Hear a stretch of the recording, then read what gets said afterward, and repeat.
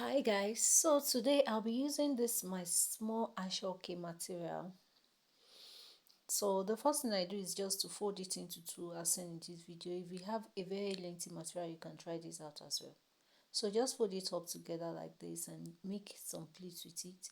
Then you need your elastic band. You know, to do quick head wrap tutorials, most times we need elastic band. So I have secured that place with my elastic band and I'm placing it on my head, right? So when I place it on my head like this, I'll try to cover up the middle part if I want to. But if you want to show your hair, you can just push it downward and bring your hair out. Open your hair like that. Then the excess you have at the back, grab everything with your elastic band and dip it in. Make sure your elastic band is secured at the back. So you come back to the front. It is very simple to achieve. But we'll be showing like 3 or 4 styles you can get out of this head wrap.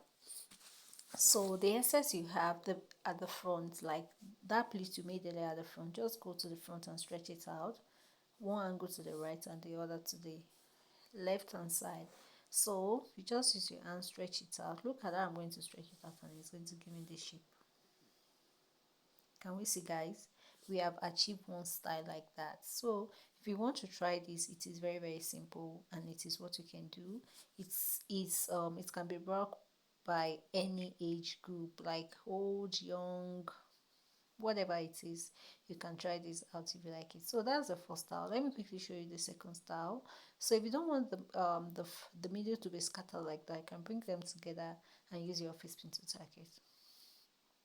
Guys, all I want you to do is just to practice and practice and practice, and you're going to. But this one is very simple, easy to achieve. Seriously, you don't need much practice. It's what you can do. Just get to your material, fold into two, use your elastic band to grab, and you stretch out. Simple.